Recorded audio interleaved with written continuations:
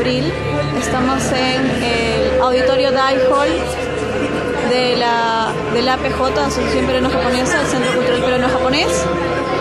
Este evento es organizado por los chicos de Shinbunka Yugo Club, equipo de la Universidad Católica. Acá podemos ver a los profesores convocados para esta conferencia sobre Death Note. Esta es una conferencia sobre Death Note bajo un enfoque filosófico. Y podemos ver acá que la convocatoria y el interés de la gente en Lima, Perú, ha sido considerable. Miembro de Shinbunka Yugo Club. A nombre mío y del grupo les doy la bienvenida a esta conferencia titulada Death Note desde una perspectiva filosófica. Antes que nada quiero agradecerles a todos. Voy a empezar a presentar a quienes han hecho posible que este evento llegue a ustedes. En primer lugar, nosotros somos Shinbunka Yugo Club. Shinbunka Yugo Club es un grupo formado por jóvenes estudiantes y egresados de la PUC que, como aficionados al anime y al manga, hemos decidido acercarnos a este de una manera más seria y académica. ¿Esto por qué? ¿Hace realmente falta un estudio del anime y el manga? Nosotros consideramos que sí. El anime y el manga son principalmente productos para el entretenimiento, y eso no es algo desmerecedor en ningún sentido. Mucha gente dedica su vida a esta afición con, en muchos casos, muy buenos resultados, tanto en cuanto a la búsqueda de entretenimiento como en la penetración y reflexión en torno al producto en sí. Entonces, si de esa manera el anime y el manga cumplen su razón primaria de ser, ¿qué falta hace una aproximación académica a estos? La respuesta dependerá de quién sea el que la responda. Para quien se sienta satisfecho en esta función de entretenimiento, un acercamiento académico podría resultar incluso empobrecedor, ya que podría romper la sencilla intuición que produce una escena con una sobrecarga de datos y connotaciones. Pero también hay quienes han encontrado en el anime y el manga algo más universal, y para ellos no es tanto que deba ser analizado como algo que merezca serlo. Para quienes desde un ambiente académico, como la universidad, disfrutamos de esta afición, es posible sentir en algunos casos el menosprecio que sufre el anime y el manga como vehículo de cultura y la desventaja en la que se encuentra frente a manifestaciones como la televisión o principalmente el cine. Hoy que vemos tantos cineforos, podemos darnos cuenta de la importancia de que en nuestra cultura implican los documentos audiovisuales como vehículos para transmitir conceptos complejos, relevantes, ya no solo para la mera especulación erudita, sino para la discusión permanente y actual sobre el hombre aquí y ahora.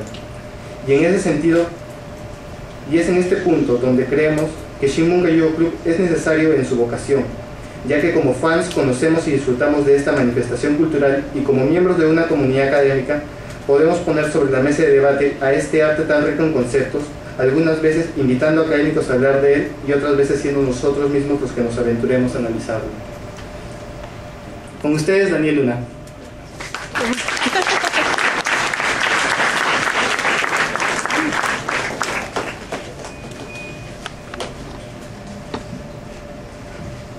Hola, gracias por la invitación. Entonces voy a empezar. Muchas gracias a todos por haber asistido y si queda alguna duda de ahí la discutimos. Bueno, entonces he titulado a mi ponencia Las condiciones y límites del Dios mortal y quería tener una primera parte abordando una primera pregunta que es la siguiente. Digamos, un filósofo hablando de anime.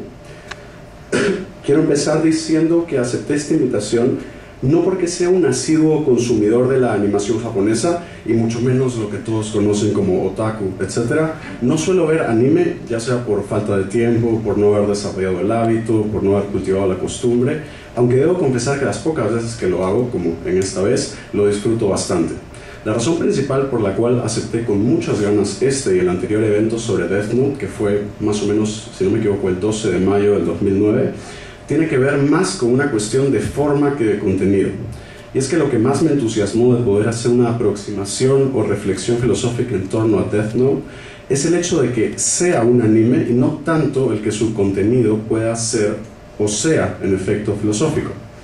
Digo esto no por las personas que sí suelen ver anime, ya que asumo que ellas sí consideran que puede haber o que haya de hecho mucho de filosófico en el anime, así como en muchos otros animes.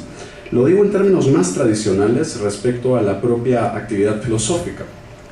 lo que más hemos tenido a lo largo de la humanidad como legado filosófico han sido básicamente textos escritos, tanto para ser reflejo, entre comillas, del pensamiento de los autores, como para dar un testimonio indirecto de experiencias orales y anécdotas. Sin embargo, los filósofos también se han inspirado en lo que nosotros llamamos de alguna manera hoy, entre comillas, producción cultural. Sé que sería anacrónico, en más de un sentido, pensar que los pueblos y épocas pasadas tuvieran algo similar a lo que nosotros tenemos hoy. Lo que me interesa es señalar que los filósofos nunca se han nutrido exclusivamente de filósofos para abordar cuestiones filosóficas. Y por eso es que creo que eventos como estos son esenciales, tanto para los que disfrutan el anime y conforman una comunidad en torno a él, como para los académicos que pueden estar o no dentro de esta comunidad. Ambos grupos pueden aprender bastante de este tipo de productos culturales, además de llegar a pasar un buen rato. Los filósofos o los académicos no han empezado del todo a dedicarse a esto, no es porque no haya riqueza en ellos, simplemente no están acostumbrados a ello. Viven muchos de ellos, principalmente los académicos, como en la Europa del siglo XIX, y casi dan a entender que les gustaría que el mundo regresase a ser de esa manera. Entre ellos, no saber usar tecnología es casi un halago, un signo de pureza. Pero hay muchos que no, y que están empezando ya hace algún tiempo a reflexionar seriamente sobre los nuevos medios, las nuevas tecnologías, las producciones culturales, las nuevas maneras de hacer arte, de pensar, y por qué no de hacer filosofía. Esa fue mi principal razón para acceder a ver el anime ya hace un par de años y comentar acerca de él. Creo que es necesario que el filósofo no se aliene, aunque pueda hablarnos horas y horas de lo que significa la alienación, tampoco que se aísle del mundo masivo de las producciones culturales, aunque pueda hablarnos horas de conceptos como vitalismo, mundo de la vida o industrias culturales, para atender únicamente a las demandas académicas del círculo de especialistas al que pertenece.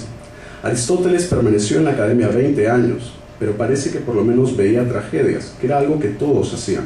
Si el anime es un fenómeno cada vez más masivo en nuestra época, pienso que es imperativo reflexionar sobre él, más allá del buen rato que solemos pasar y disfrutar viéndolo, ya que tiene mucho que decir, mostrar, expresar y posibilitar.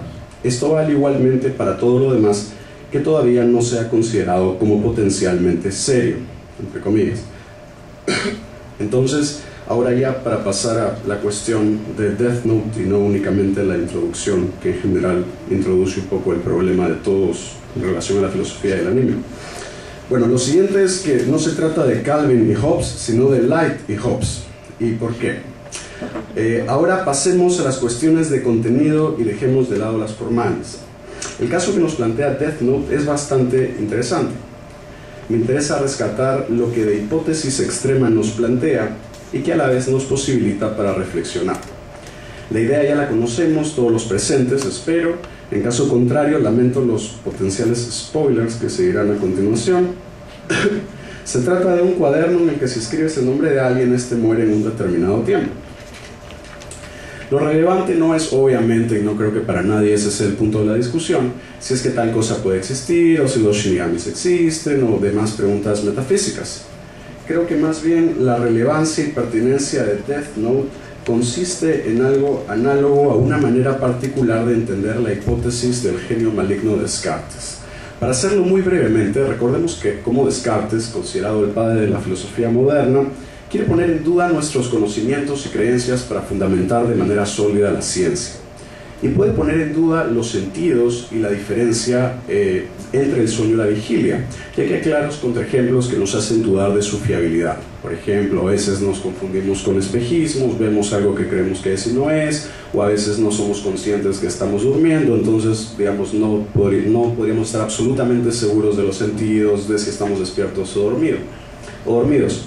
Pero para dudar de las matemáticas, Descartes necesita de algo más poderoso, entre comillas. Por eso propone la idea de que podría existir un genio maligno que lo engañe todo el tiempo y que lo haga creer que 2 más 3, por ejemplo, pueda ser 5. Él sabe cómo hacerlo, digamos. La idea de Yagami Light es convertirse en algo así como el nuevo Dios. Uno que juzgue a muerte a todo aquel que realice crímenes o cosas malas o inmorales que merezcan la muerte. Un mundo sin maldad y sin gente mala es el paraíso con el que sueña Yagami Light. Que eso sea posible o no, o cómo podría ser concebible un mundo así, es algo en lo que no voy a entrar, es otro tema para discutir. Pero recuerden que es algo que ha estado presente siempre en muchas posibles utopías. Puede llegar a haber una sociedad sin antagonismo y conflicto. La idea de la sociedad comunista en su versión más tradicional apela a eso, una sociedad sin lucha de clases donde la política deviene superflua. Por eso, en todo caso, me interesa más bien ver a partir de ciertos conceptos y motivos de la filosofía política de Thomas Hobbes, que creo encontrar presentes en Death Note, qué problemas acerca de la soberanía se nos plantean aquí.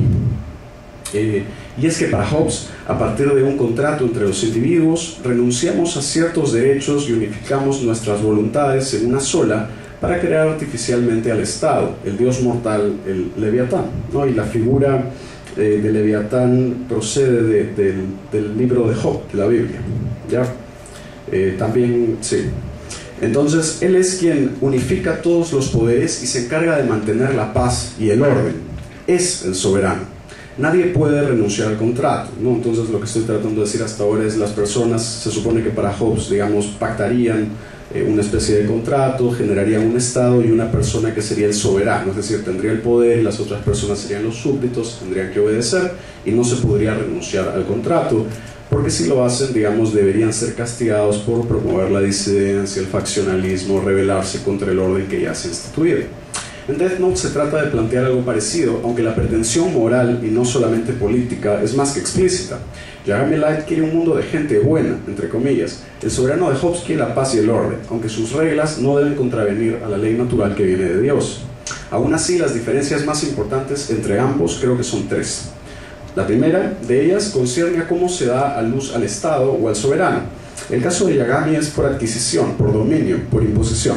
La idea es que poco a poco la gente vaya entendiendo que someterse y obedecer es lo mejor para su seguridad, bienestar, orden y paz. Y fundamentalmente el someterse por miedo a la muerte. Esto se ve claramente cuando el presidente de los Estados Unidos se somete.